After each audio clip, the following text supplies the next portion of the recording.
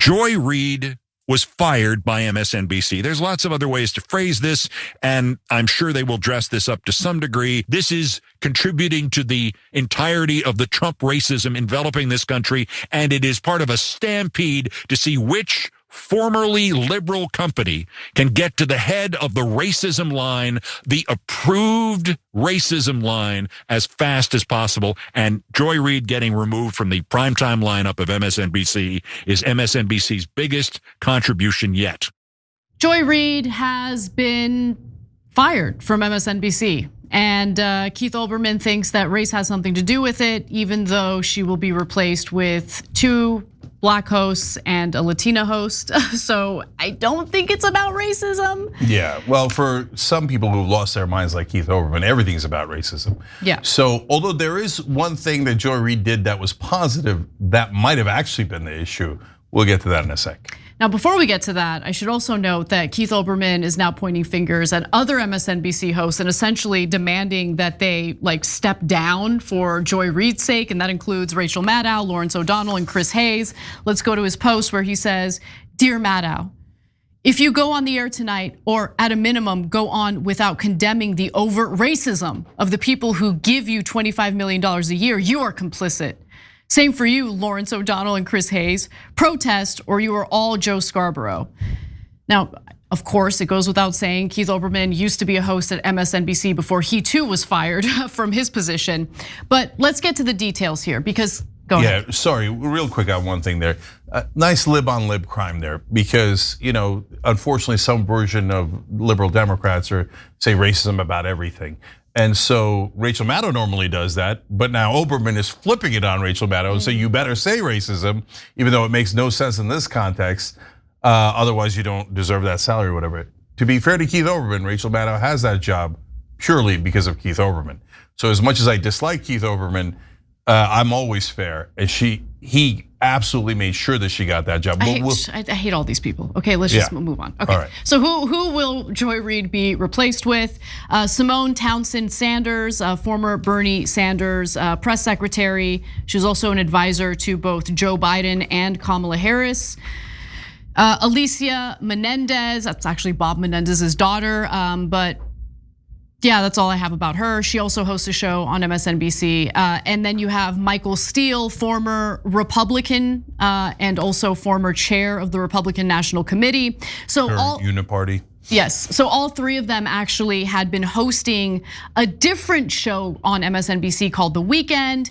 The Weekend will now have 3 new hosts, and these 3 individuals will be hosting a panel show in the hour where Joy Reid's show is currently airing. Her last episode will take place this week. Now, we have criticized Joy Reid plenty on this show for making statements like this. And I think it's important to say that, anyone who has experienced or been in the United States for any period of time and experienced this country's history and knows it cannot have believed that it would be easy to elect a woman president, let alone a woman of color. Let's just be clear. And nothing that was true yesterday about how flawlessly this campaign was run is not true now. I mean, this really was an historic, flawlessly run campaign. Queen Latifah never endorses anyone. She came out and endorsed. She had every prominent celebrity voice. She had the Taylor Swift. She had the Swifties. She had the Beehive. You could not have run a better campaign in that short period of time. And I think that's still true. So look, I gotta say her election analysis was awful. Lots which she had to say in spreading weird conspiracy theories after the first assassination attempt against Donald Trump. I thought that was awful, but we are the fairest show.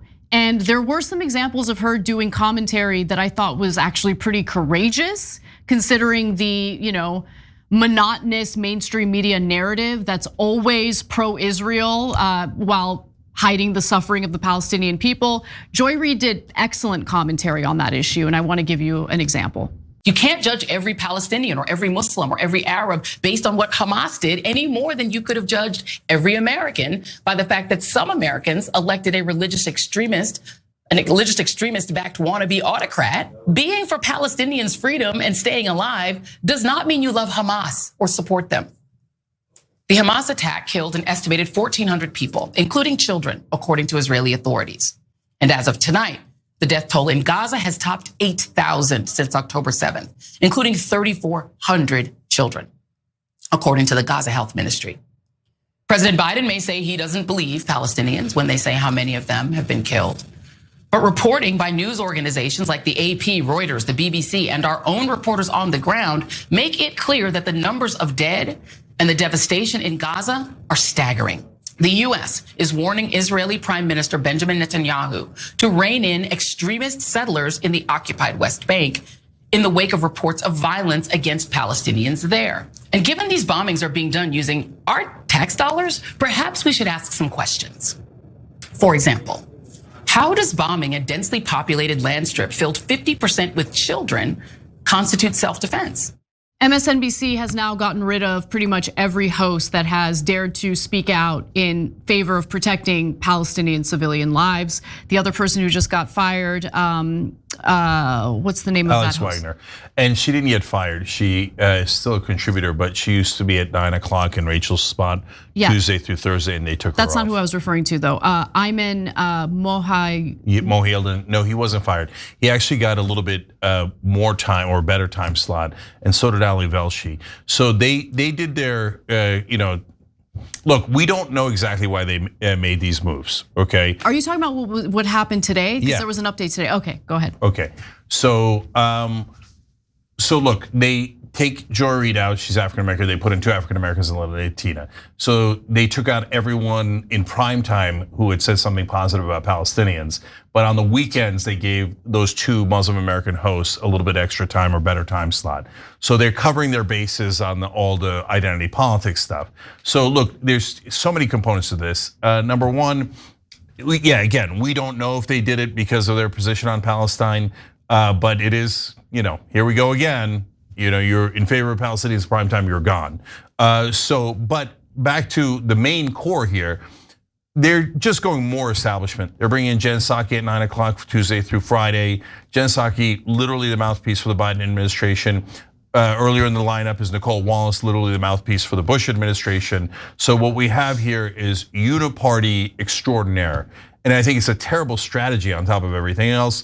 So MSNBC and CNN are gonna split up the establishment viewers, all 12 of them, they all live in Washington. It's an awful strategy. And all they're trying to do is check off each box for the powerful. Oh, this lobby wants that, this party wants that, this part of the establishment wants this. Yes, but what do the viewers want? So I don't really care anymore because now television's nearly dead and these guys' ability to move Democratic voters is greatly diminished. They were a giant propaganda machine that cost progressives and populists in every primary. They will never give populists a fair shake at MSNBC. Press describing Joy Reid as a progressive is absurd.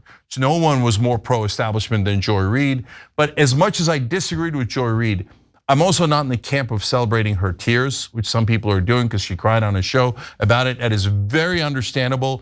And it's a moment like this where you show dignity and grace. Because what are you beating up on her for? She's not in power anymore. Doesn't have that show anymore. So when you criticize people in power, it's for a purpose. But now that she's not there anymore, let it go, guys. So no need to beat up on her at all anymore. And then of course, lastly, Trump is threatening to shut down MSNBC and wants them to pay him a bribe or whatever the hell he thinks he's doing with demanding money from media organizations that criticize him. So of all the people that are wrong here, Trump found a way to be even more wrong than all of the rest of them. So this is not gonna help MSNBC. They're gonna be just as anti-progressive, anti-populist as they have always been, even more so. And they will take this train all the way off that cliff because they have no ability to recover. They don't know anyone who's in the regular population, any real voters. They're an insular little bubble of establishment folks who are patting themselves on the back, but this thing's almost over already. It's just rearranging chairs on the Titanic.